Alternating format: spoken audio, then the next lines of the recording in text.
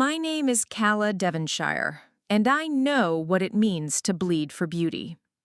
Not the kind that goes in magazines, not the hollow stuff of filters and champagne mirrors.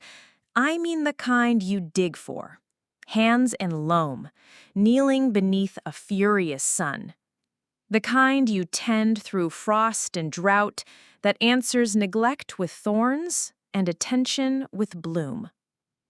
I was raised on cracked earth and grit, daughter of a military logistics officer and a nurse who taught me early that things grow when you're patient, and that nothing beautiful stays that way unless someone fights to keep it alive.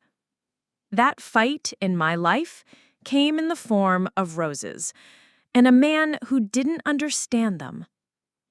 Our house in the coastal bluffs outside Marin was older than our marriage and sturdier, too. Clay soil, salt in the air, winds sharp enough to strip paint. But I carved Eden from that wind-burnt slope, one rosebush at a time. Terracing beds between sandstone retaining walls I built myself. My hands carried the memory of every cut, every splinter. Every year those blooms came back stronger. They were mine. So when I walked outside and found them gone, ripped from their roots, beds turned to rubble, soil scattered like insult, I didn't scream. I didn't even blink. I just walked back into my kitchen, sat down, and stared at my untouched cup of tea. The steam still curled as if nothing had happened. As if the world outside the French doors wasn't suddenly sterile and wrong. Then I called Hugo. He answered on the second ring. Calla. His voice was as smooth and effortless as always. British, faintly. A lilt that made him sound wiser than he was. Hugo, I said calmly, carefully, did you dig up my roses? A pause. Barely perceptible, but I'd known him 3 years. I heard it. Yes, he said. No apology, just that single, godless syllable. I stared at the marble countertop where a rose-shaped spoon rest sat mockingly empty. Why? He started to answer, but it got lost somewhere between arrogance and delusion. They were old. You said yourself they were struggling in the shade. I thought you'd want a fresh start. I pressed my thumb against the sharp ridge of my teacup handle. You decided that without telling me. He chuckled. Chuckled. You've always said gardening is about evolution. My eyes burned. Not erasure. He paused again, longer. The sound of traffic fuzzed faintly in the background. He was in his truck, probably driving to another client's estate, with his apprentice in tow, tanned, tatted boys who didn't know the difference between a rhizome and a root ball. Calla, it's just landscaping. You're overreacting. I hung up, and I didn't speak to him again for 6 months. But I remembered everything. Not just what he destroyed, what he said, what he didn't say. He had taken my garden, my sanctuary, and made an executive decision, without consent, without care. And he had done it with the ease of someone who believed I would bend like branches to his wind.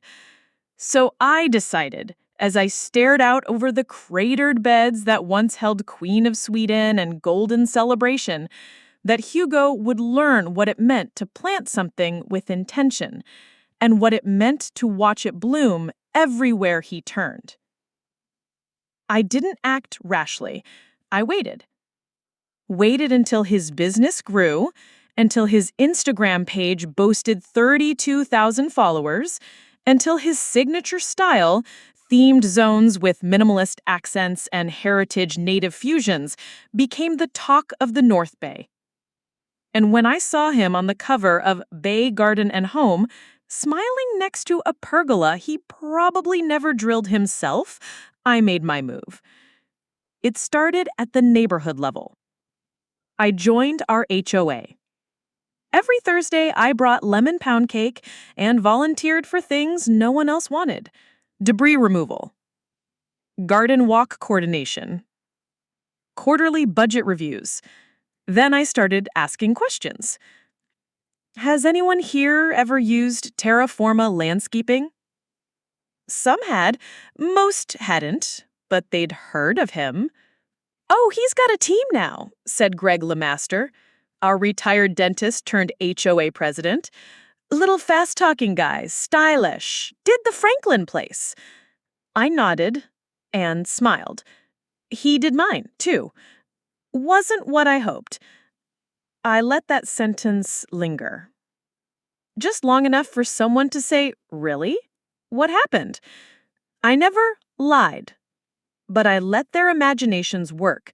I let doubt plant its own seeds. And then I offered solutions. I've been designing gardens again. Just helping a few friends, small jobs mostly. Native pollinators, drought-resilient perennials. I didn't charge. Not at first. But once word got around that my help had transformed D. Warner's barren side yard into a hummingbird haven, the requests came in droves. 3 months later, I had 8 yards under transformation, and in every one, I planted the same flower. Scabiosa caucasica, blue pincushion flower. Hugo's favorite. He mentioned it once during a long walk through Golden Gate Park, early in our professional relationship. We'd stopped at a display of mixed alpine species, and he'd actually crouched, to admire a single lavender gloom.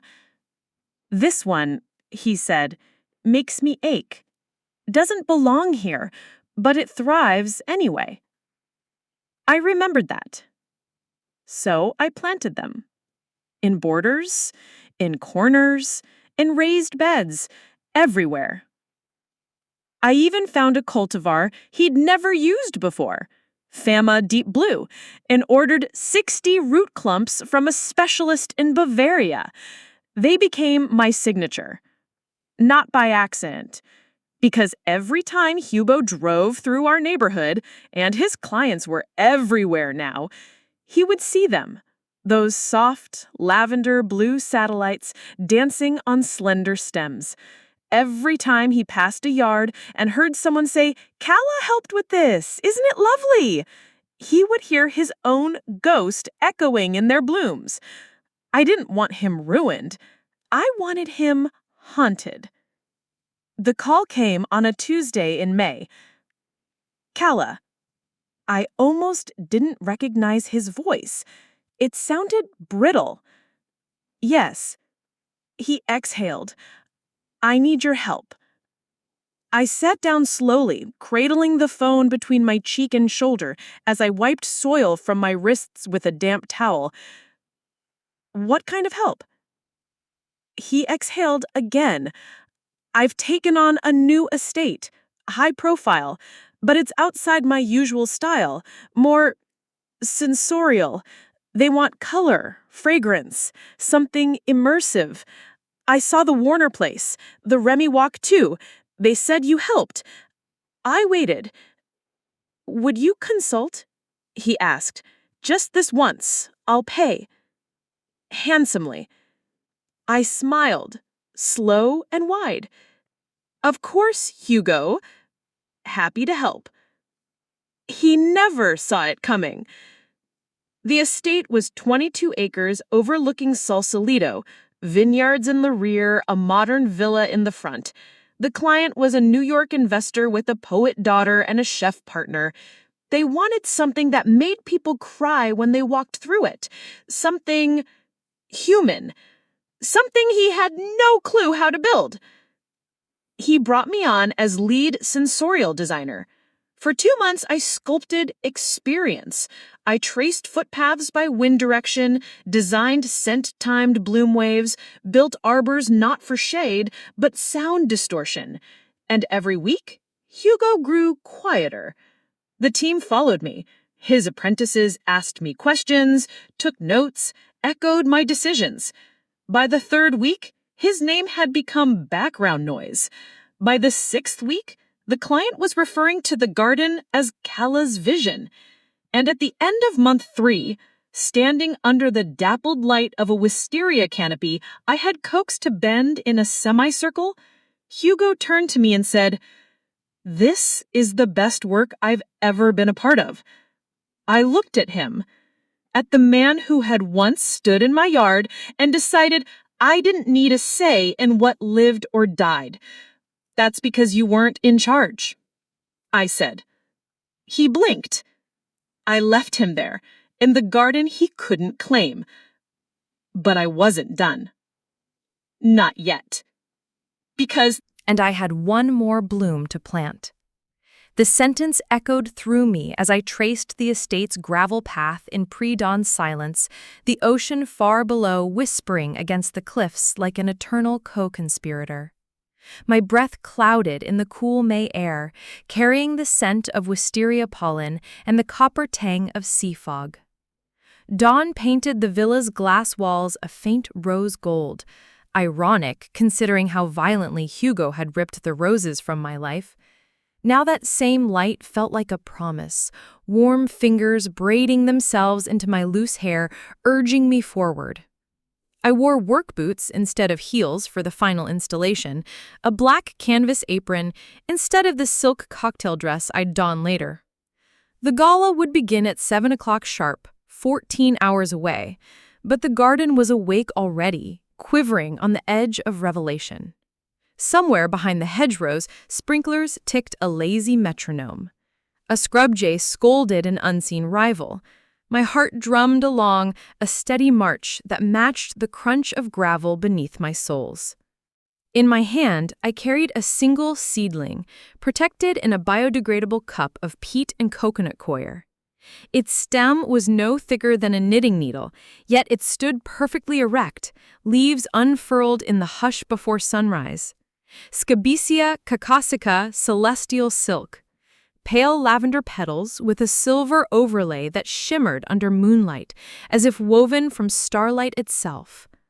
The Bavarian botanist who bred it claimed it was the luminous sister to Fama Deep Blue, flowering a full month earlier and perfuming the night with a faint note of honey and kine. It would never appear in catalogs. I'd secured the only propagation rights, paying more than I did for my first car. Worth every cent. Because celestial silk was a dream given leaf and stem, and the dream had a very specific purpose. I reached the heart of the sensory maze, a sunken oval courtyard ringed by stacked sandstone and anchored by a reflecting pond so still it looked like ink poured against the dawn. The estate's owners wanted the space to feel like a womb of memory. Water lapping at the edge of consciousness, fragrances drifting in measured waves, textures inviting fingertips to unconsciously map the world. Everything I'd built here played to that brief.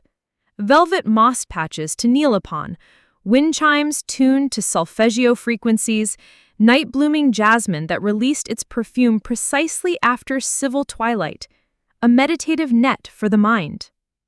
All it lacked was a single, hypnotic focus. I knelt at the western edge where raw earth waited beneath a circle of mulch. From here, the sunrise would backlight the bloom, gilding its halo so every guest would see first light refracted through lavender and silver. I pressed 2 fingers into the soil, felt the damp life of compost and charcoal, then dug a hollow for the seedling's fragile roots. When the cup was buried, I tamped the earth gently, whispered a blessing my mother taught me. Just 3 words. Grow in defiance. And I meant them. Standing, I brushed grit from my knees. The courtyard looked unchanged to an untrained eye. To me, it seemed to pulse, as though the garden itself had inhaled. Tonight, the guests would step onto this limestone path and a breeze would tilt the flower's slender neck. Its scent would mingle with jasmine and sea salt, cameras would click, voices would catch, and Hugo would realize the emblem of his private joy belonged to me now, woven into the most public triumph of his career. I left the courtyard and strode toward the maintenance shed at the back of the villa. Hugo stood outside, clipboard in hand, directing 2 apprentices as they unloaded crates of ornamental lanterns. His profile was sharpened by stress, jaw clenched enough to highlight a stubble he normally shaved by sunrise. The designer suit jacket he'd arrived in yesterday was gone, replaced by rolled-sleeve linen and a tool belt that looked more costume than necessity. He glanced up, his hazel eyes flicking toward me like a moth to a flame it doesn't yet fear. "Good morning," I said, voice steady. "Good morning," he echoed, but the word dragged. He scanned my empty hands. "All set for tonight?" "All set." I kept walking. Let him stew. Inside the shed, I reviewed the checklist for the 10th time. Light sequences pre-programmed? Yes. Scent diffusers loaded with hydrosols? Yes. Pathway speakers synced to playback the color-mapped soundscape? Yes. The garden was a living orchestra and every instrument was tuned. All that remained was the gala program and my role in it. Around 10, while staff bustled between loading bays and catering trucks queued at the rear driveway, I locked myself in a guest suite to transform. The villa's interior reminded me of a modern cathedral, white walls curved like sails, echoing the sea beyond. My dress lay across the bed, raw silk the color of dusk sky, sleeveless, with a skirt that fell in petal-like panels to mid-calf. I designed it to mirror celestial silk, an homage only I would recognize until the flower revealed itself. As I zipped the bodice, I caught my reflection. Wind-flushed cheeks, subtle freckles across the bridge of my nose, eyes bright with the spark of upcoming showdown. I'd aged since the morning Hugo destroyed my roses, fine lines at the corners of my mouth, calluses that no lotion could erase. Yet I felt more alive than ever, rooted in a sense of purpose so deep it felt prehistoric. 5 o'clock arrived in a blur of final approvals. The chef's team staged hors d'oeuvres on slate platters shaped like fallen leaves. The poet-daughter rehearsed a spoken-word piece I'd convinced her to perform from within the sensory maze, letting her words ripple outward like water. Hugo hovered near the front entrance, greeting early VIPs with a brightness that looked brittle as sugar glass. When he introduced me, his voice dipped into formal gratitude, but I noticed how hard he gripped my elbow, like a drowning man anchoring himself to the nearest buoy. At 6:58, the client clinked a crystal glass and motioned guests to gather near the grand archway that led onto the garden path. Wine glasses chimed, high heels clicked, camera crews clustered for the perfect shot. Hugo stepped forward to speak, but the investor shook his head gently and turned to me. "Kala, would you do us the honor?" The hush was visceral. I felt it settle on my shoulders like a mantle I'd stitched myself. Hugo's eyes widened. A silent plea or accusation, I couldn't tell which. I drew a breath, tasting jasmine on the evening air. "Ladies and gentlemen," I began, projecting just enough to reach the outer ring of guests without sounding theatrical. "Gardens are stories, written in sunlight and shadow. Tonight you'll walk a narrative of scent, sound, and texture, designed to remind you that memory grows in layers, like petals around a heart. I invited them to enter in small groups, to move slowly, to touch and listen. You will end at the courtyard," I said, gesturing toward the maze's heart, "where the first bloom of a brand new cultivar awaits your witness." Several guests gasped. A journalist from Verdi magazine lifted her pen like a knight raising a sword. "May your time in this space be an act of cultivation, and may you leave carrying seeds of your own." As if on cue, estate staff produced small silver tins etched with the maze's abstract lines. Inside each sat 10 scabicia seeds nestled in tissue. The tins bore no company logo, only a tagline engraved on the lid. "Beauty belongs to those who tend it." I watched Hugo register the phrase, watched realization bloom and wilt across his face within a blink. The groups drifted inside, voices dropping to reverent murmurs. I remained at the archway, letting the tide of humanity ripple around me. Hugo sidled closer, shoulders squared like a soldier bracing for artillery. "What cultivar?" he whispered. "Celestial silk." "Never heard of it." "You wouldn't have." He swallowed. "You could have told me. You could have left my roses." For a moment, only the distant cry of a gull and the faint brush of wind through bamboo screens existed between us. Then he said, softer, "I'm trying to make this right." I faced him fully. Under the lantern glow, his features looked younger, stripped of their usual veneer. "Right for whom, Hugo? For your client? For your reputation? Or for me?" His answer was a breath, barely shaped. "For you." Before I could decide whether it rang true, a burst of applause rolled from the courtyard. Notes of jasmine, honey, and pine drifted on a new breathe. My carefully timed fragrance wave triggered by desk temperature drop. The soundscape of soft chimes modulated to a major key. Phones rose like fireflies, recording. Hugo and I hurried along the path until we reached the crowd. They stood in a semicircle around the reflecting pond, faces glowing in lantern light. At the center, on its slender stem, celestial silk unfurled fully. Its petals shimmered like liquid quartz, each edge kissed by the last pink fingers of sunset. The investor's daughter wiped tears. The Verde journalist scribbled furiously. A prominent landscape architect I admired caught my eye and mouthed a single word. Transcendent. Hugo stepped forward, perhaps to claim the moment, but a voice from the crowd cut through. "Kala, how did you create such luminosity in the petals? My heart raced, half scared of my own audacity. I hadn't forged the quote. I'd simply reframed it. The projection faded after 10 seconds, long enough for every phone to capture it, short enough to look accidental. Hugo's face drained of color. He stared at me, eyes wild. "You did this?" I lifted my chin. Truth needs only light. He opened his mouth, closed it, then stormed away through a side exit, nearly colliding with a waiter balancing champagne flutes. I watched him go, a ghost fleeing embodied accusation. For the rest of the evening, I moved among guests like a conductor guiding crescendos. Every compliment, every astonished whisper fed the vindication blooming inside me. Yet beneath the euphoria coiled a thread of unease, thin as root rot hidden below healthy foliage. Near midnight, with the last of the guests preparing to depart, I slipped into the courtyard again. Celestial silk glowed faintly under moonlight, petals trembling in the night breeze. I crouched to inspect its leaves, dark green, unblemished, when a sharp sound cracked above me. Wood splintering. I jerked upright.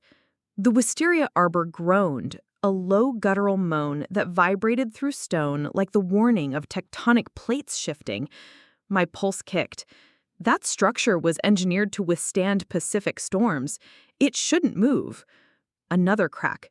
I stumbled backward as a section of the horizontal beam bowed downward. Guests screamed. Lanterns swayed, throwing frantic shadows.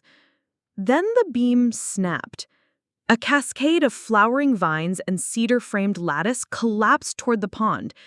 It struck the water like a dropped chandelier, shattering the mirrored surface into a frenzy of black shards. Somewhere behind me, glass broke. Someone shouted for first aid. Panic spread through the maze, voices ricocheting off sandstone. I stood frozen, heart hammering a warning that felt older than language. This was no accident. We'd inspected every joint, every bolt. The arbor had been perfect hours ago. Hugo. But I dismissed the thought as soon as it formed. Even in his anger, he would never risk human life. Would he? Feet pounded along the limestone path. Security guards appeared, herding guests toward the villa. I forced myself to breathe, assess. The fallen beam lay half submerged, vines draped like drowned bridesmaids. No one seemed hurt, only shaken. Then my gaze landed on the shattered end of the cedar, where a metal flange should have been. Bolts were missing. Clean shears glinted where stainless steel should have anchored wood to support. Sabotage. But by whom? A chilling breeze swept through, carrying the scent of splintered cedar and something metallic. Under it lurked a trace of fabric softener I recognized, a cologne Hugo favored, faint but undeniable. I pivoted, scanning the shadows beyond the courtyard. Movement. There, near the hedge gate, a silhouette slipped out toward the service road. I kicked off my heels, sprinted. Gravel bit my feet as I raced past security, shouting that I'd found the culprit. The silhouette vanished around a corner. I followed, lungs burning, night air needling my throat. Beyond the gate lay the maintenance lane, lit by a single sodium lamp. The place looked empty. Then I heard a soft chuff, an idling engine deeper in the darkness. I hurried forward, rounding a laurustina shrub. Headlights flared, blinding me. A pickup roared to life, tires spitting dust. "Hugo!" I yelled, but the truck lunged past, its rear bumper throwing grit into my eyes. I stumbled, coughing, as red taillights dwindled up the winding driveway. My pulse thundered so loud I nearly missed the rustle behind me. A second figure crouched by the shrub where the truck had idled. I spun. A man rose slowly, shirt smudged with soil, eyes wide with terror. One of Hugo's apprentices, the younger one, Logan, freckles bright even in low light. He held a pair of industrial bolt cutters. "Logan," I said, voice low, "what have you done?" He swallowed, and I was told to. By who? Hugo? He hesitated, then shook his head. "No, someone else. Said I'd be paid, said it was a test." My skin went cold. "What test?" He opened his mouth, but light swept over us. Security had found the lane. Logan panicked, dropped the cutters, bolted into the darkness. Guards shouted, pursued. I stooped, picked up the tool. Its jaws gleamed, edges nicked by fresh use. A test. By someone unknown, using Hugo's apprentice to sabotage my garden. Behind me, the garden I'd coaxed to life was wounded, perhaps fatally. Ahead of me, an apprentice vanished into oak scrub. And above all, the specter of a puppeteer I hadn't even considered loomed like a growing storm. I wrapped my fingers around the bolt cutter's cold handles as sirens wailed in the distance. Revenge, it turned out, was a bloom with more than one gardener. Revenge, it turned out, was a bloom with more than one gardener. I felt that truth root itself beneath my ribs as the emergency lights strobed crimson along the maintenance lane, painting the laurel leaves with surgical brutality. Security guards swarmed like hornets, radios crackling, footsteps thudding across gravel in chaotic cadence. Somewhere in the tangle of oak scrub beyond the property line, Logan's panicked breathing merged with the night wind, and every snap of twigs sounded like bone.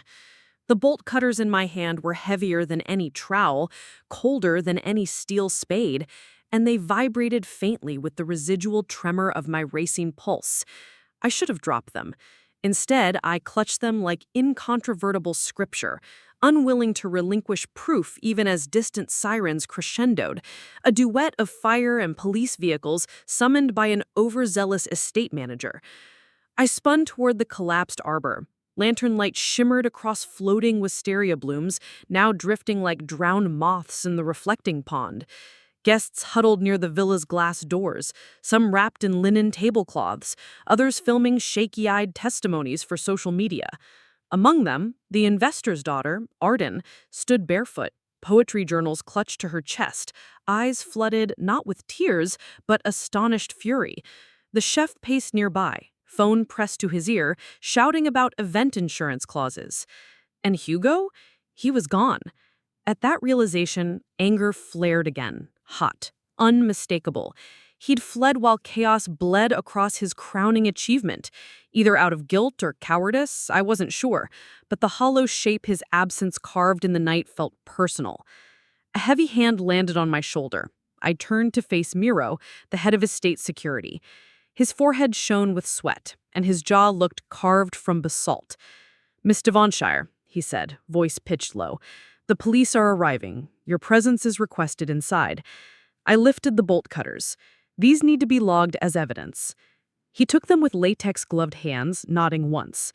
"We appreciate your cooperation. Please, this way." Inside the villa, the marble foyer had transformed into a triage hub of confusion. Caterers, florists, lighting techs, and VIPs gathered in nervous clusters, while officers cordoned areas with neon tape. My bare soles stuck to the polished floor, leaving damp crescents of perspiration that mirrored the sticky dread pooling in my gut. Detective Janelle Ruiz introduced herself, tall with salt and pepper curls, eyes sharp as pruning shears.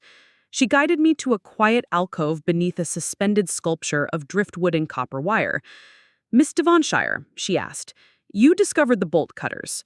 I recounted the sequence: Logan's crouched form, the fleeing truck, and the sheared bolts.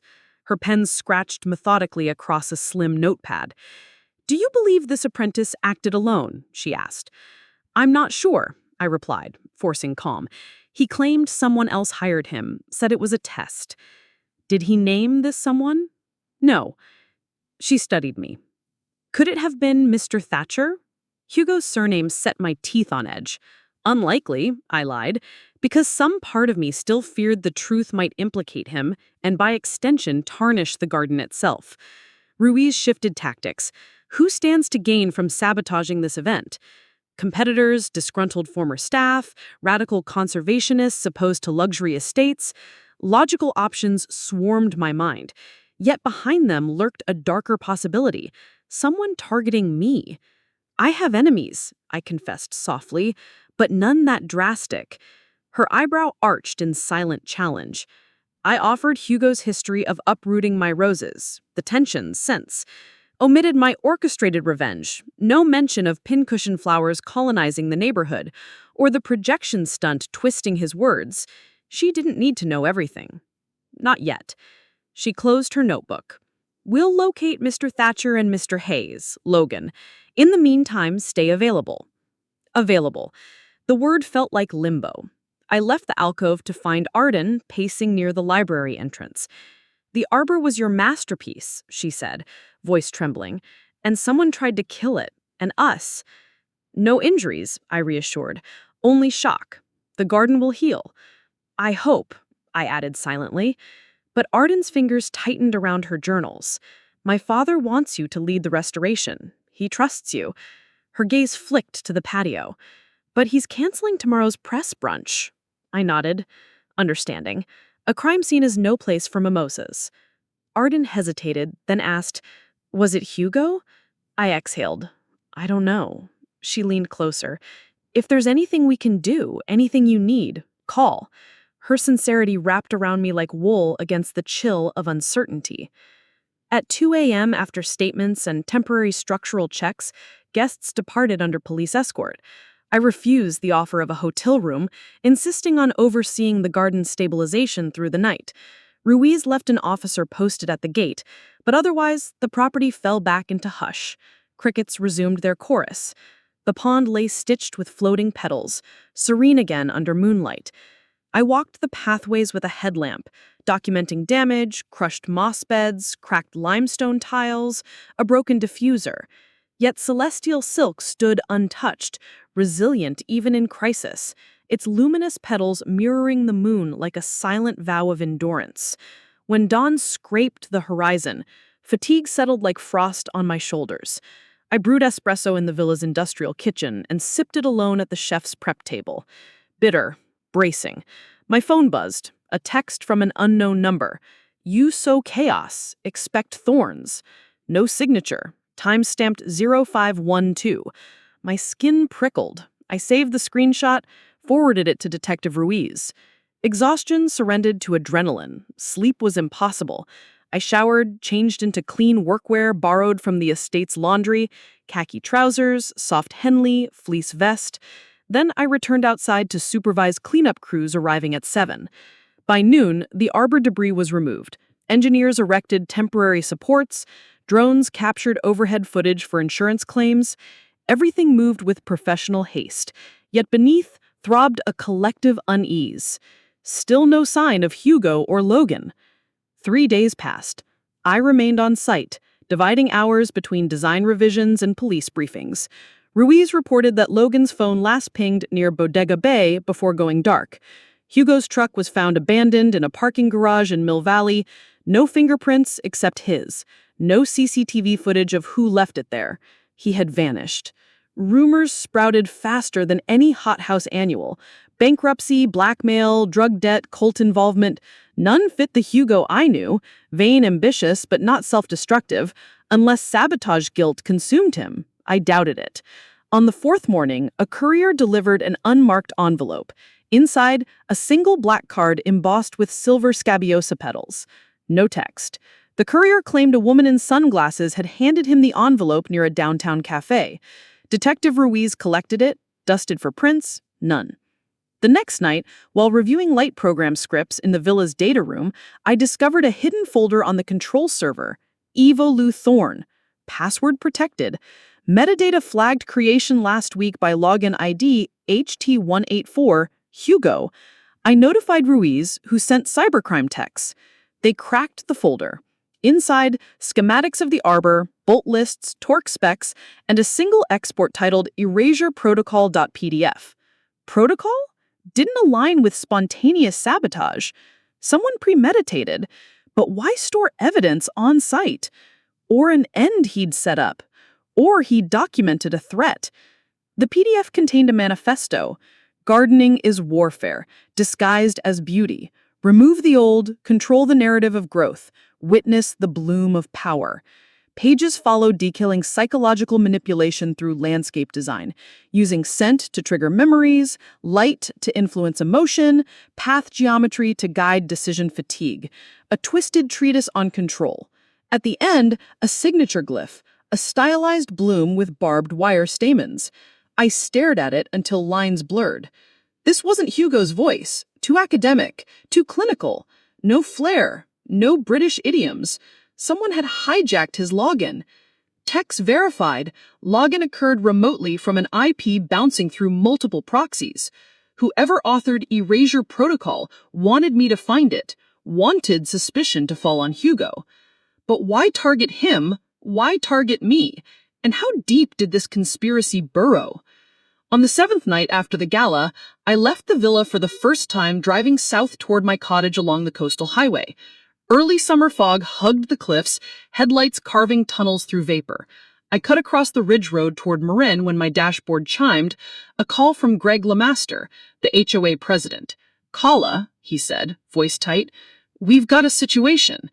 I pressed harder on the gas. "What happened?" He said, your scabiosa beds, everyone's, they've been sprayed. They're wilting. Leaves mottled black. We think herbicide. I'll be there in 10. Fog thickened, blinding. I slowed, palms slick on the steering wheel. Anger spiked, fused to dread. Whoever was attacking me had widened their strike to the neighborhood. Near a hairpin turn, a shape emerged, headlights illuminating a deer, or so I thought. I braked hard, tires skidding sideways. But as the fog parted, the figure resolved into a human silhouette, standing dead center of the road, arms raised. I yanked the wheel, swerved into the oncoming lane, then corrected. Heart hammered as I rolled to a stop. Reverse lights glowed as I backed up, scanning for the figure. Nothing. The road lay empty. Probably hysteria fueled by fear, yet adrenaline churned. I resumed driving. At the neighborhood entrance, emergency vehicles glinted under street lamps. Neighbors gathered beside withered flower beds that hours earlier had brimmed with blue lavender joy. I knelt by Mrs. Warner's curbside garden, leaves curled inward, stems turning soft, blossoms shriveled. Laboratory analysis would later confirm paraquat contamination, an illegal herbicide banned for residential use. Greg clasped my shoulder. Why target these flowers? They're harmless. Symbolic, I whispered. A message. Across the cul-de-sac, Dee Warner approached. You should see your own yard, Calla. My pulse thudded as I crossed the street. Moonlight revealed the terraces where my roses had once stood. Scabiosa now lay prostrate, petals brown. But at the center of the topmost bed, a wooden stake protruded. Impaled on it, a single silk rose painted black. A tag dangled. Transformation demands sacrifice.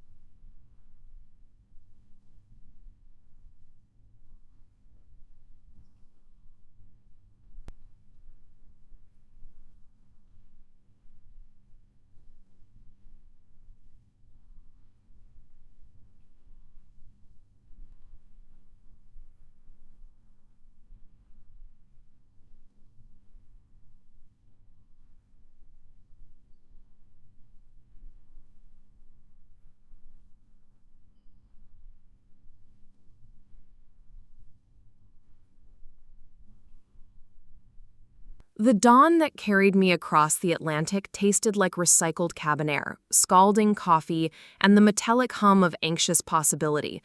I sat alone in seat 9A, forehead pressed to the window as wisps of clouds scraped past like ghostly hedgerows.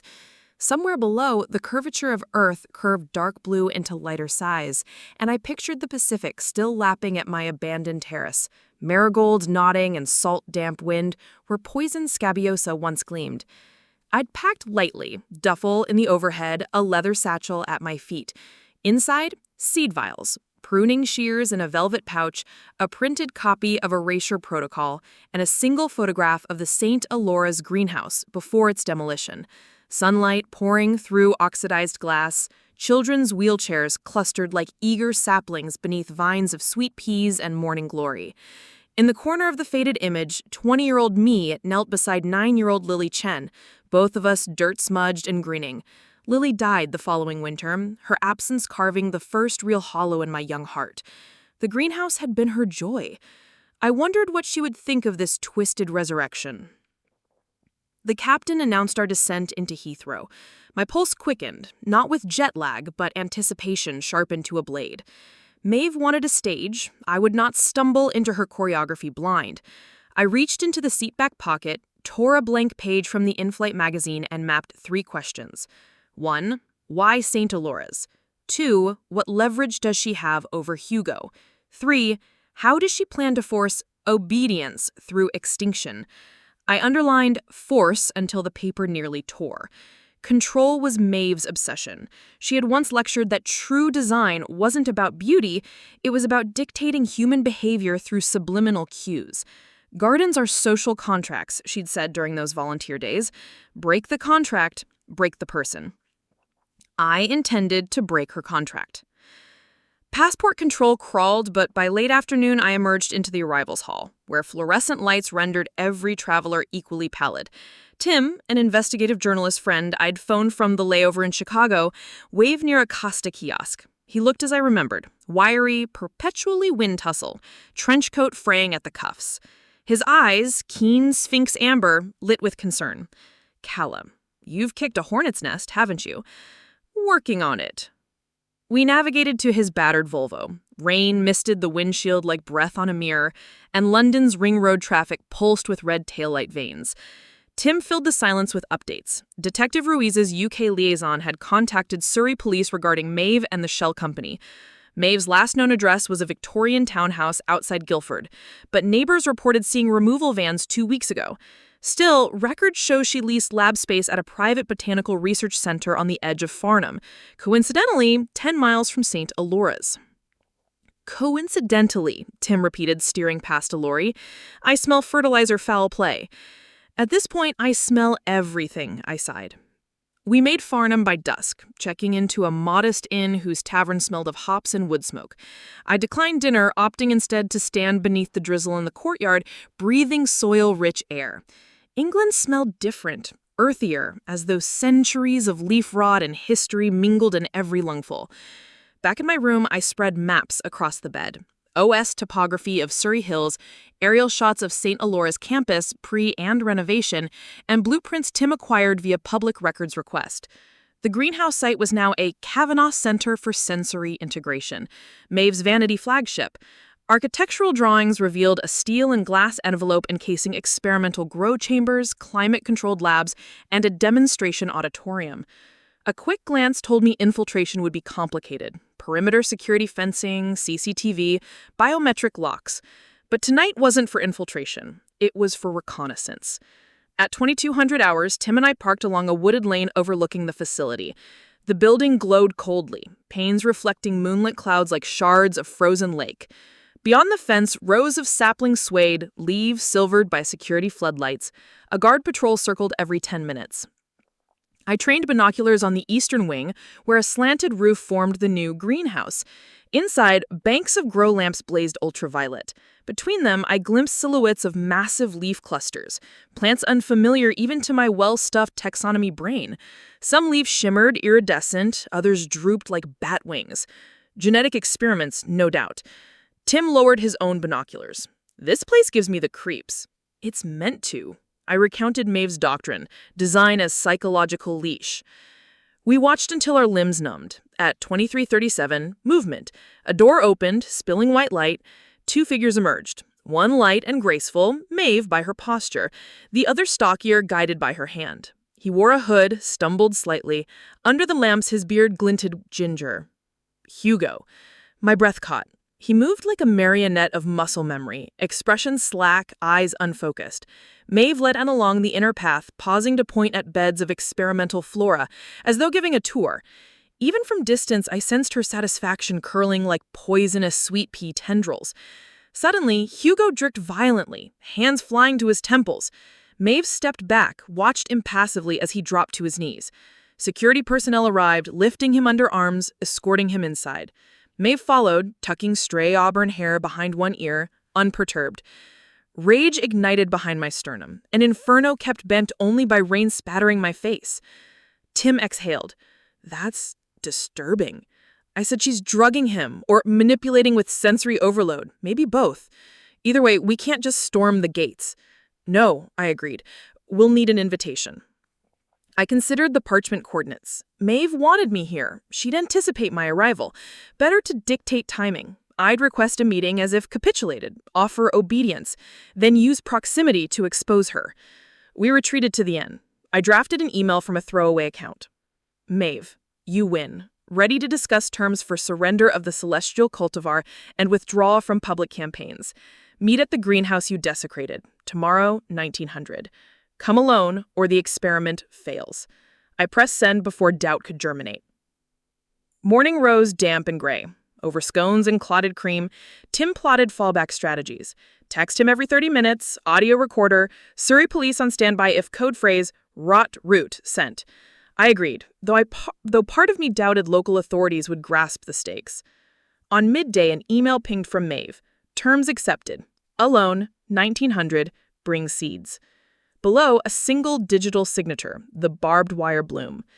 7 hours to prepare. I spent them sharpening focus. I meditated in the inn's garden, fingers buried in time, letting scent ground me. I rehearsed confrontation strategies, psychological mirroring, rhetorical redirection, sensory countermeasures, peppermint oil under nostrils to blunt psychotropic aromats. I tucked a tiny vial of activated charcoal capsules into my pocket, antidote for some airborne toxins. And I slipped my grandmother's pocket knife into my boot, not as weapon, but reminder of lineage. Devonshire women cultivate and defend. At 18:30, drizzling again, I donned waterproof hiking jacket, pulled hood low. Tim drove me to a sidetrack near the facility and waited with engine off. If I'm not out by 2100, release the bees, I joked weakly. He paled. Not funny. Text every 30 minutes. I slipped through the woodlot, the security fence loomed, but I followed a moss-carpeted drainage culvert that paralleled the property line. At the fence's corner, a maintenance gate hung ajar, its lock sawn clean. Maeve's invitation. Inside, twilight pooled between buildings. High-pressure sodium lamps cast ochre halos. I hugged shadow, heart thudding. At 1858, I reached the original greenhouse footprint, now a glass atrium adjoining the research wing. Door unlocked. I inhaled peppermint, stepped inside. The air hit me like velvet laced with opium, thick, humid, carrying undertones of night-blooming cereus, datura, and something metallic. Grow lamps glowed lilac, painting foliage in alien hues. Orchids with fractal petals coiled around carbon fiber trellises. Bromeliads oozed phosphorescent nectar. Vines pulsed faint bioluminescence, coursing like veins. Maeve stood at the center underneath a lattice of lamps shaped like inverted umbrellas. She wore a lab coat over sleek charcoal dress, hair pinned in a braid crown. At her feet knelt Hugo, wrists bound loosely with silk rope, eyes glazed. I forced calm. Release him, she smiled, arms extending as if welcoming a congregant. Kella, you finally root where I plant you. I stepped closer, noting vents in the floor, likely releasing controlled vapors. I shifted upwind, maintaining breath through peppermint layer. What did you do to him? She reformatted his stimulus pathways, a compound of scopolamine and synthesized tuberose alkaloids. He experiences acute suggestibility, heightened olfactory memory, a perfect canvas. You turned him into a puppet. Into proof, she corrected. Proof that environmental engineering can override ego. He erased your roses, I erased his autonomy. Equilibrium. My fists curled. Let him go and we talk seeds. Maeve's guys flicked to the satchel across my chest. Celestial silk? I nodded, unclipping the pouch. Viable seeds, 20 grams. Place them on the table. She gestured to a steel lab bench topped with specimen jars. I complied, careful. Now, release Hugo. Patience, Gardner. She waved a hand. 2 lab techs and respirators emerged from behind foliage, untying Hugo, guiding him to a trolley seat. He slumped, semi-conscious. Take him outside, Maeve ordered. South corridor, recovery room. They wheeled him away. My pulse steadied a fraction. Your crusade ends tonight, she said, lifting the seed pouch delicately. No more viral tutorials. No more resistance. You'll issue a public statement endorsing erasure protocol as evolutionary imperative. I laughed, bitterness curdling. You think I'll obey? She opened her palm. In it lay a remote with a single red button. When pressed, high-density herbicide aerosol dispersed. You think I didn't anticipate betrayal? She raised a second remote, thumb poised. I pressed my remote. All screens behind her flashed error. She hesitated. Neutralized, I said, bluffing. Your sprayers are disabled. Her face contorted. She pressed anyway. Nothing. She screamed, charged. I shoved Hugo behind me, blocked her strike with forearm, countered with elbow jab to her sternum. She gasped, winded. A slam shook the exit. Axe head splintered wood. Fire brigade. One more swing, door burst. Uniformed responders flooded in. I collapsed as medevac techs lifted Hugo. Police pinned Maeve, cuffed her hands. Her gaze met mine, seething. You think this is the end? She hissed. I know, I whispered, exhaustion washing over me. It's the beginning of regrowth. My knees buckled. The world tilted, sirens muffled, vision tunneling. The last thing I felt was a stretcher beneath me and Maeve's maddened laughter swallowed by distant thunder. I woke in hospital, St. Alora's, irony thick as peat. Monitors beeped. IV fluid cooled my veins. Outside window, dawn grazed rooftops. On bedside chair, a bouquet of marigolds and a single, unbloomed scabiosa bud sat in a glass of water. Detective Ruiz loomed via video call on tablet. Tim sat bedside, eyes red-rimmed yet relieved. I disabled most sprayers, he said softly, but police found at least 5 still armed, hidden deeper. They're sweeping now. Ruiz's voice crackled. Maeve is in custody, but her lawyers are formidable, and the herbicide rigs show no fingerprints. Could complicate charge. I rubbed temples. We have proof. Erasure protocol, call recordings, witness statements. Good start, she agreed. Hugo's testimony, once lucid, will be pivotal. As if summoned, Hugo shuffled into doorway, hospital gown hanging awkward. His eyes met mine, clearing like pond surface after tossed stone. I'm sorry, he rasped, for everything. Tears burned, but I nodded. Heal first. He sank onto foot of bed. I remember flashes. Maeve showing me a new design method. She said we'd revolutionize therapy gardens. Then headaches, injections. He shivered. Darkness. Tim squeezed his shoulder. You're free now. Free, but the community's still at risk until all devices found, and Maeve's network likely extended beyond this facility, roots spread unseen underground. I turned to Ruiz. We need to neutralize every sprayer, trace shell companies, audit supply chains. We will, but Kala, you must rest. Rest? Impossible while threat lingered. A nurse entered, checking vitals, adjusting drip. She placed a folded note on my tray. I opened it. One thorn survives the pruning. My pulse spiked. I scanned hallway, no sign who delivered. A single Polaroid slipped from note. Photo of my neighborhood taken at dawn. In center, a planter. Untouched. No sprayer. But taped to planter rim, barbed wire bloom symbol. Maeve was in custody. Someone else carried torch. I looked at Ruiz's filtered image. We're not done. Thunder rumbled. Rain smeared window glass, distorting view until greenery outside looked like watercolor ruin. Hours later, after medical clearance, I convened with Surrey Police Cyber Unit. They decoded Maeve's servers, finding distributed instructions to remote operatives labeled thorn bearers, names redacted, only code names derived from botanical Latin. The operative for my region was Urtica ferox, New Zealand tree nettle, one of the most venomous plants. Urtica ferox had last accessed server from IP near San Francisco, my home turf. Greg texted, "Strange vans spotted again. Keep us posted." Dread rooted deeper. I had to return, but not without strategy. Hugo insisted on accompanying. Atonement. Tim volunteered investigative resources. Detective Ruiz would coordinate stateside task force. We formed an unlikely bouquet of resilience. I stood once more at the ruins of St. Alora's original greenhouse. Only foundation stones remained, coated in moss. I knelt, pressed palm to cold granite. I will rebuild, in every place you tried to erase. Wind answered, carrying scent of distant meadow foam. Behind me, ambulance siren faded. Ahead, a long fight loomed. I rose, turned toward gathered allies. Let's fly home. But as we walked toward the car, a distant explosion boomed, direction of Maeve's Botanical Center. Black smoke flowered into the sky, emergency radios crackled, residual chemicals ignited, facility engulfed. Evidence burning. A chill slivered, someone orchestrated cleanup. Thornbearer covering tracks.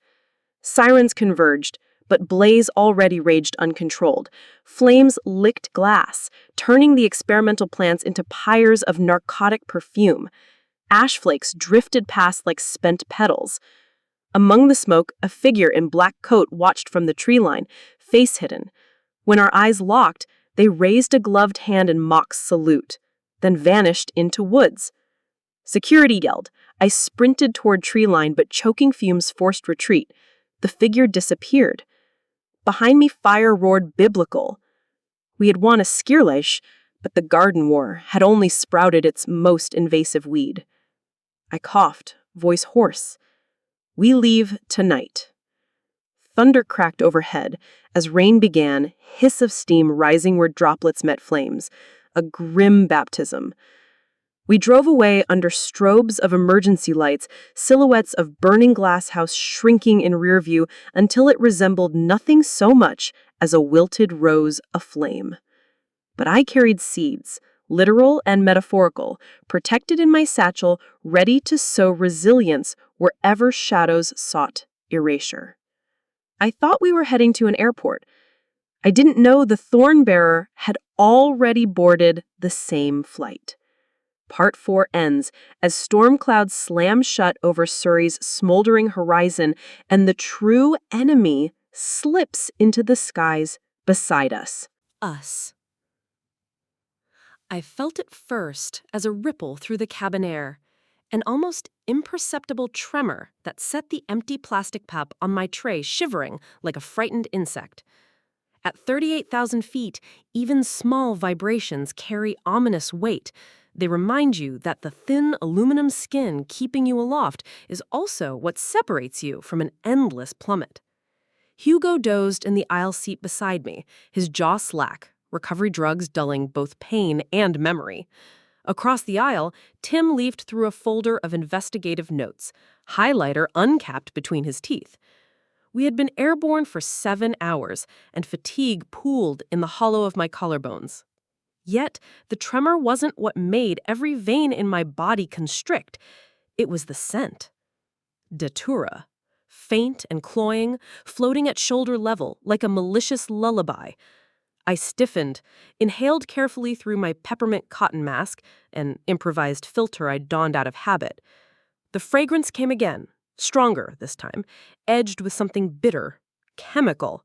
Fear sharpened each heartbeat, until they sounded in my ears like shovel hits on stone. I turned to Tim and mouthed, "Do you smell that?" He frowned, sniffed, then shook his head.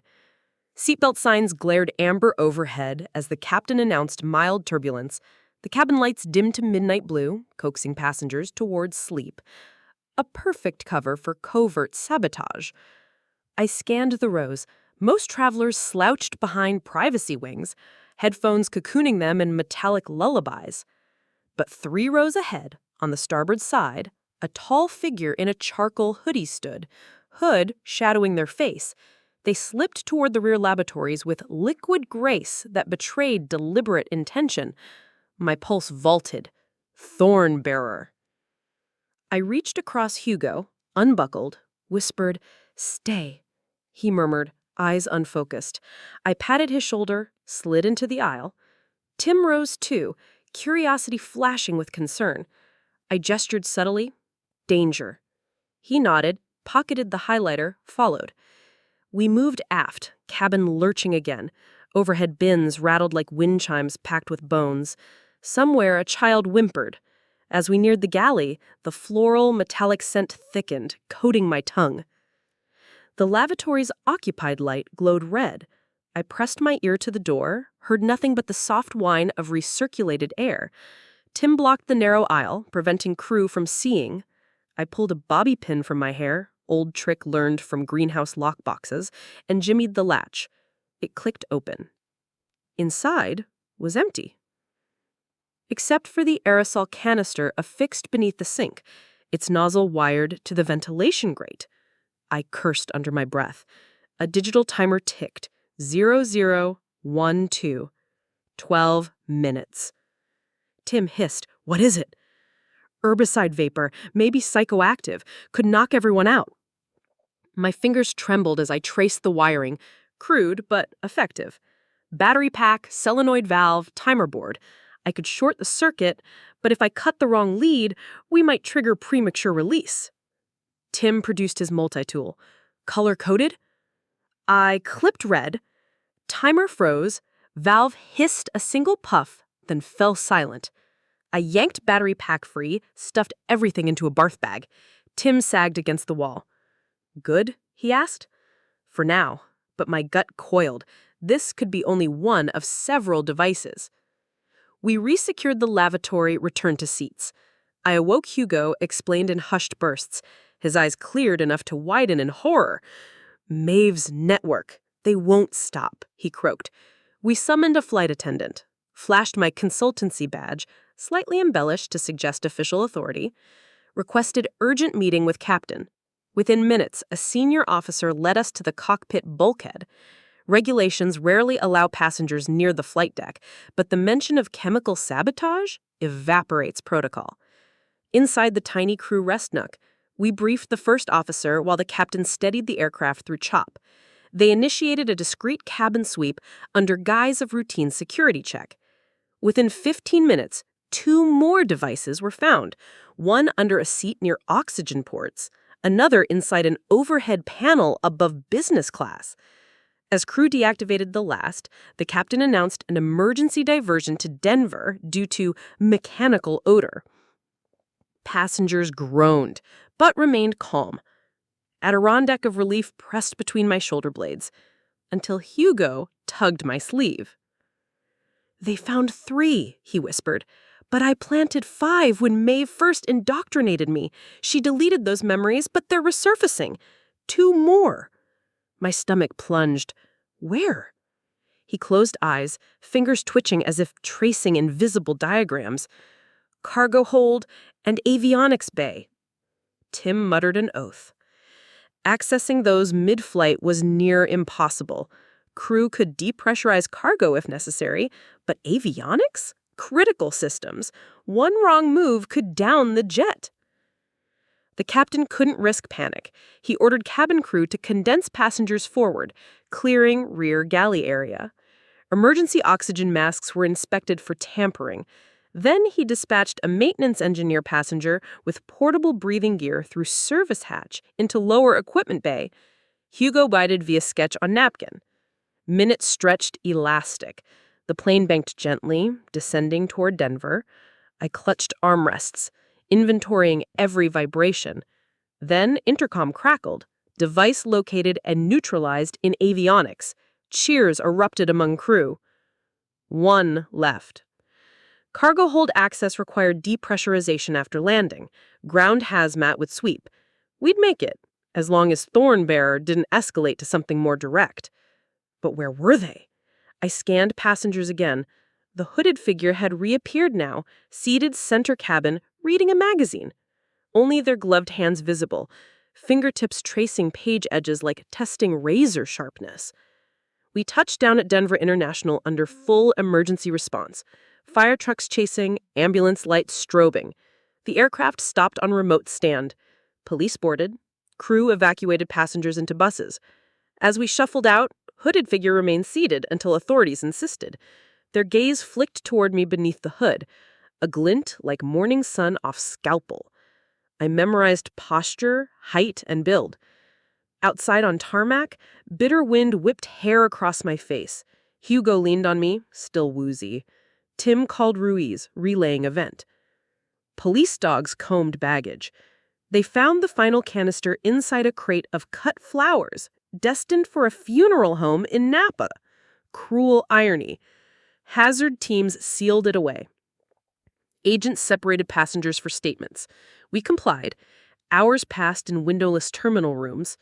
Through it all, I kept scanning for the hooded one, but they had vanished, perhaps melted into crowd, disguised anew. By dawn, after debriefs and private calls, we were cleared to rebook onward flight. Airline provided hotel vouchers, but I refused to sleep until I secured neighborhood safety. Tim orchestrated video calls with Greg, Arden, local FBI liaison. Devices and planters dismantled overnight. Volunteer team led by County Bomb Squad. No releases recorded. Relief sieved through me, slow but steady. Yet one question blistered. Who was Urtica Ferox, our hooded saboteur? A face I might know from Maeve's past? My mind rifled through volunteer rosters, trade conferences, jealous peers. While Tim queued for coffee, I opened social feeds. An anonymous account tagged me in a new post. Photo of our diverted aircraft on Denver tarmac. Caption, "Roots only grow when buried deeper." Cut. Plant? Hashtag Urtica Ferox. The thorn bearer was taunting in real time, still close. I packed Hugo into a rideshare to hospital for thorough detox. Tim insisted on accompanying him. That left me alone amid travelers' insomnia hum. I paced terminal, scanning faces. Could they be hiding behind influencer sunglasses? Gray-haired retiree, uniformed ramp agent. A notification pinged. Direct message from the same account. Gate B34. Now. Every instinct screamed trap, yet ignoring invitation meant ceding initiative. I moved. Gate B34 sat dormant, red eye canceled. Fluorescence flickered overhead, painting rows of empty seats pale.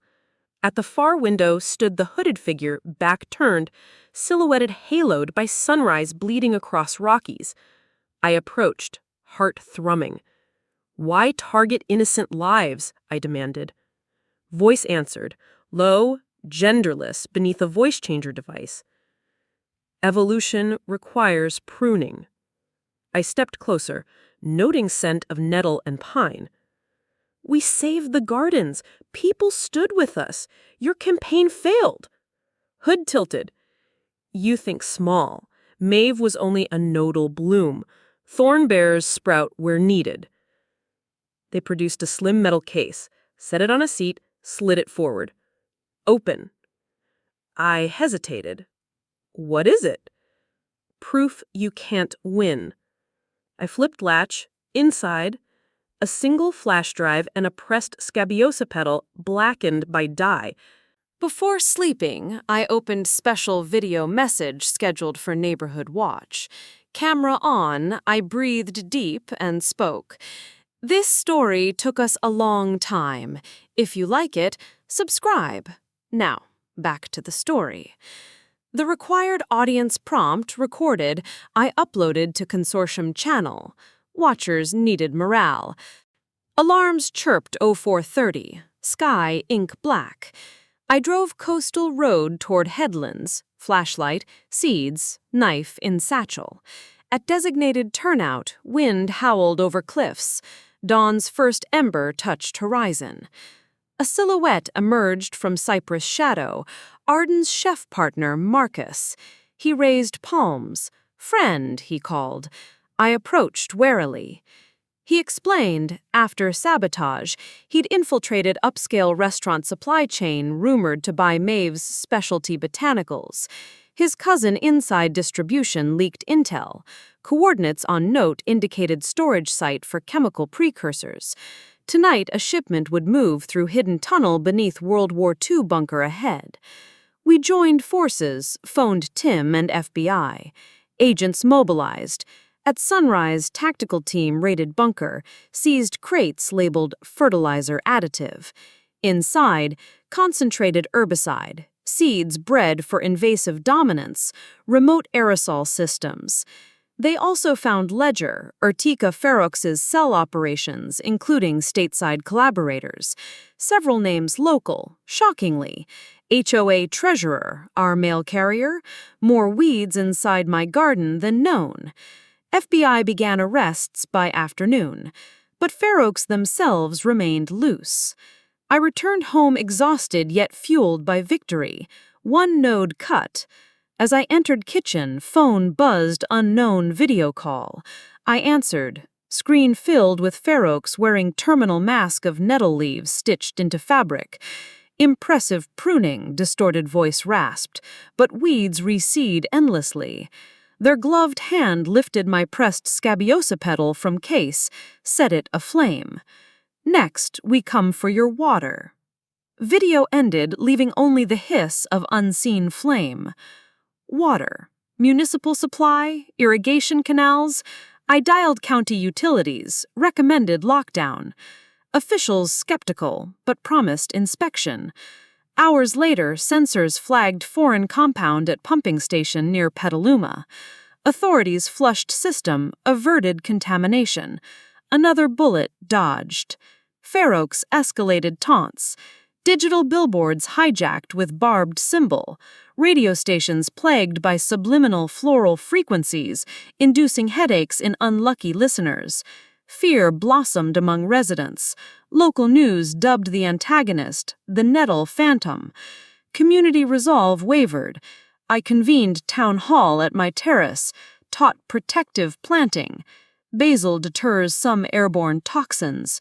Rosemary essential oil masks datura alkaloids. Gardens turned into living filters. People united, hands in soil, laughter forging new roots. Yet each victory felt like clipping leaves while the taproot burrowed deeper. 1 week later, FBI traced Ferox's digital breadcrumbs to abandoned Sequoia Mill north of Santa Rosa. FBI agents planned raid, invited me as civilian consultant due to botanical traps likely present. Hugo insisted on joining. Penance and expertise combined. Tim came to document. We arrived dusk. Mill hulks towered like cathedral skeletons draped in ivy. Agents fanned out. Electronic jammer disabled remote detonations. Inside, catwalks creaked. Air smelled of cedar and mold. Botanical horrors awaited. Vines engineered with contact irritants. Spore cannons rigged to motion sensors. We neutralized with protective suits, my guidance, hydrogen peroxide sprays. At the mill's heart, control room glowed with monitors mapping global strike schedule. Ferox stood before them, mask reflecting screen light like insect eyes. Agents leveled weapons. Ferox raised hands but pressed detonator hidden in sleeve. Monitors blinked, data wipes initiating. Ferox tackled them, struggle erupting amid cables. I dove for keyboard, initiated screenshot capture to remote FBI server. Files streamed before deletion. Ferox slipped free, slashed Hugo's arm with concealed scalpel. Blood darkened sleeve. Agents fired taser. Barbs sank into Ferox's coat, current crackling. They collapsed, still. But smile behind mask? A failsafe? Tim shouted, smoke hissed from vents. Emergency sprinklers discharged irritant spores. Chaos swallowed room. We dragged Ferox and wounded Hugo outside as alarms wailed. Spores billowed, but dissipated in open air. Paramedics treated Hugo. Agents cuffed Ferox. Peeled mask, the HOA treasurer's wife, Lydia, quiet gardener who had attended my early workshops. Betrayal stung like nettle lash. But under interrogation, Lydia insisted she was only second in command. True Ferox, codename Urtica Major, remained at large, a mentor we'd never seen. Coordinates flashed to mind: the estate, the reflecting pond rebuild tomorrow hosting charity gala. My heart clenched. Arden, I breathed. Ferox smiled, lips cracked. Weeds love water. I sped south overnight, sirens in rear view, county sheriff escort. At the estate, dawn cast gold across sandstone. Workers bustled prepping gala. I raced to pond. Water passed, lilies drifting. I knelt and scooped sample into vial. Faint sheen formed oil-slick iridescence. Smelled of heliotrope and acetone. Wrong. Sudden voice behind. Beautiful, isn't it? Arden stepped onto path, midnight green dress flowing. Her smile serene. Suspicion speared me. Did you test the water lines? She lifted brow. Of course, everything regulated. I showed vial. Toxin. Her expression flickered, hurt or guilt. She shook head. I swear, I don't know. Hugo arrived arm bandaged, flanked by agents. Test kits confirmed contaminant, synthesized alkaloid variant, lethal by dermal absorption. All who stepped barefoot on the pond's stepping stones tonight would absorb a dose. Arden's eyes filled with tears. Someone framed me. But Ferox's words echoed. True mentor still free, perhaps inside this estate, intimately familiar. Footsteps approached. Marcus the chef, Greg the president, estate's head engineer. Trust fractured. Any could-be infiltrator. Time slipped like sand. Gala in 6 hours. We evacuated staff, closed grounds. Agents searched utility tunnels. I paced courtyard where celestial silk now multiplied, blooms bright against tension's gloom. Their fragrance reminded me of my vow. Phone buzzed unknown. Text: erase the pond, or we erase the town. Noon ultimatum. Attached, live video feed of downtown water tower rigged with barrels bearing barbed logo. Choice: destroy beloved garden centerpiece, Arden's dream, or risk thousands. Hands shook as I dialed demolition crew.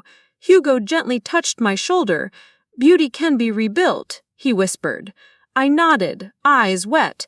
Crews drained pond, jackhammers shattered sandstone rim. Each crack felt like ribs splintering, but townspeople lived.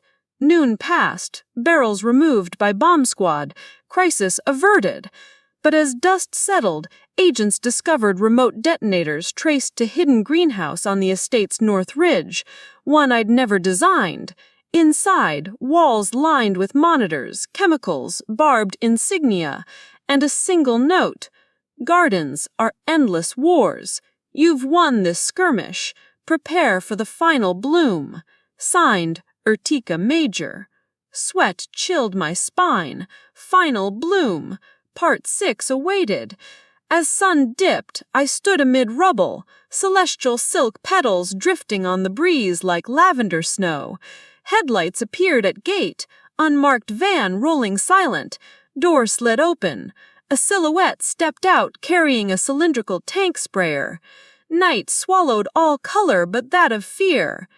And I knew the war's last chapter would write itself in the dark hours ahead. This is the end of Part 5.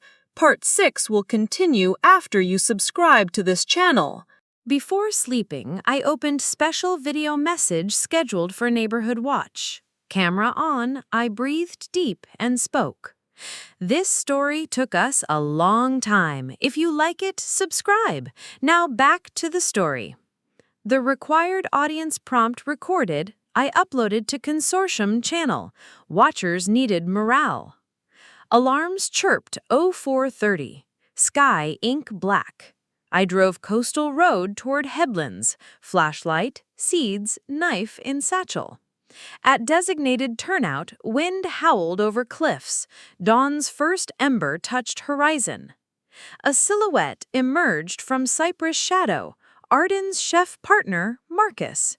He raised palms. "Friend," he called. I approached warily.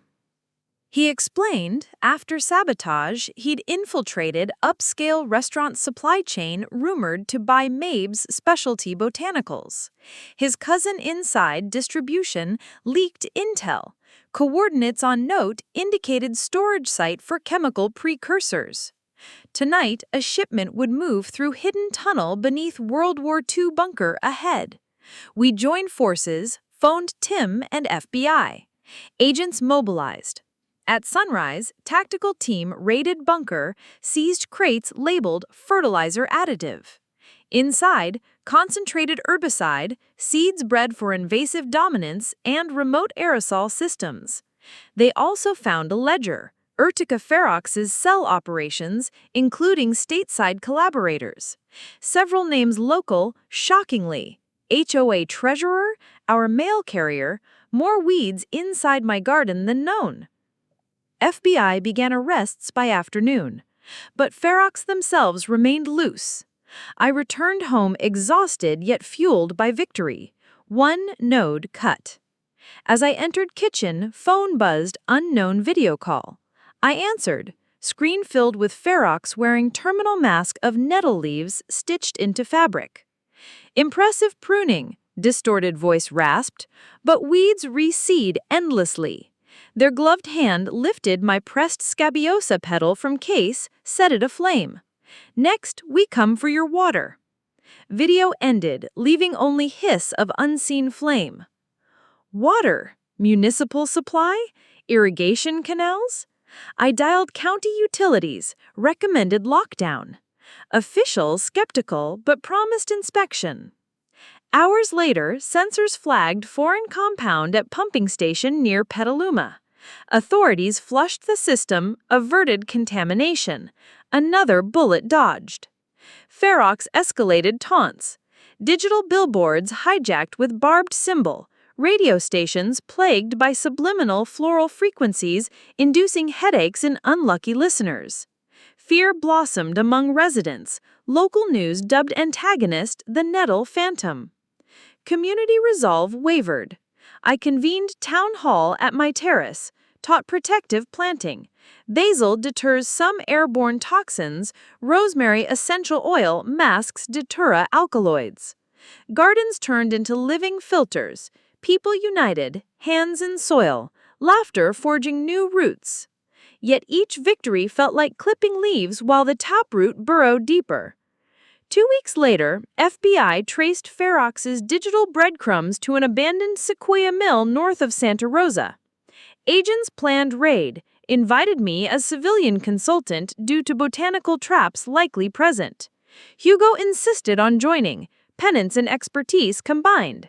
Tim came to document. We arrived dusk. Mill hulks towered like cathedral skeletons draped in ivy. Agents fanned out.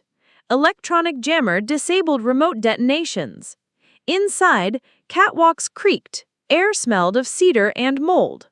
Botanical horrors awaited. Vines engineered with contact irritants, spore cannons rigged to motion sensors. We neutralized with protective suits, my guidance, and hydrogen peroxide sprays. At the mill's heart, control room glowed with monitors mapping global strike schedule. Ferox stood before them, mask reflecting screen light like insect eyes. Agents leveled weapons. Ferox raised hands but pressed detonator hidden in sleeve. Monitors blinked, data wipes initiating. Ferox slipped free, slashed Hugo's arm with concealed scalpel. Blood darkened sleeve. Agents fired taser. Barbs sunk into Ferox's coat, current crackling. They collapsed, still. But smile behind mask. A failsafe. Tim shouted. Smoke hissed from vents. Emergency sprinklers discharged irritant spores. Chaos swallowed the room. We dragged Ferox and wounded Hugo outside as alarms wailed. Spores billowed but dissipated in open air. Paramedics treated Hugo. Agents cuffed Ferox, peeled mask. The HOA treasurer's wife, Lydia, quiet gardener who'd attended my early workshops. Betrayal stung like nettle lash. But under interrogation, Lydia insisted she was only second in command. True Ferox, codename Urtica Major, remained at large. A mentor we'd never seen. Coordinates flashed to mind. The estate, the reflecting pond rebuild tomorrow hosting charity gala. My heart clenched.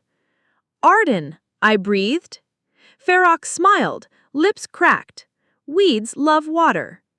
I sped south overnight, sirens in rear view, county sheriff escort. At estate, dawn cast gold across sandstone. Workers bustled prepping gala. I raced to pond. Water passed, lilies drifting. I knelt, scooped sample into vial. Faint sheen formed oil-slick iridescence. Smelled of heliotrope and acetone, wrong. Sudden voice behind. Beautiful, isn't it?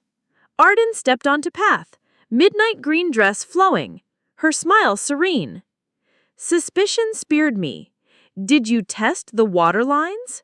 She lifted brow. Of course, everything regulated. I showed vial. Toxin! Her expression flickered, hurt or guilt. She shook head. I swear I don't know. Hugo arrived, arm bandaged, flanked by agents. Test kits confirmed contaminant. Synthesized alkaloid variant lethal by dermal absorption. All who stepped barefoot on the pond stepping stones tonight would absorb dose. Arden's eyes filled with tears. Someone framed me. But Ferox's words echoed. True mentor still free. Perhaps inside this estate, intimately familiar. Footsteps approached. Marcus the chef, Greg the president, the estate's head engineer. Trust fractured. Any could be infiltrator. Time slipped like sand. Gala in 6 hours. We evacuated staff, closed grounds. Agents searched utility tunnels. I paced courtyard where celestial silk now multiplied. Blooms bright against tension's bloom. Their fragrance reminded me of my vow. Phone buzzed unknown. Text, erase the pond or we erase the town. Noon ultimatum. Attached live video feed of downtown water tower rigged with barrels bearing barbed logo. Choice, destroy beloved garden centerpiece, Arden's dream, or risk thousands. Hands shook as I dialed demolition crew. Hugo gently touched my shoulder. Beauty can be rebuilt, he whispered. I nodded, eyes wet. Crews drained the pond. Jackhammers shattered sandstone rim. Each crack felt like ribs splintering, but townspeople lived. Noon passed, barrels removed by bomb squad, crisis averted. But as dust settled, agents discovered remote detonators traced to hidden greenhouse on the estate's north ridge, one I'd never designed. Inside, walls lined with monitors, chemicals, barbed insignia, and a single note. Gardens are endless wars. You've won this skirmish. Prepare for final bloom. Signed, Uterka Major. Sweat chilled my spine. Final bloom. Part 6 awaited. As sun dipped in rubble, celestial silk petals drifting on breeze like lavender snow. Headlights appeared at gate. An unmarked van rolling silent. Door slid open. A silhouette stepped out carrying a cylindrical tank sprayer. Night swallowed all color but that of fear. And I knew the war's last chapter would write itself in the dark hours ahead.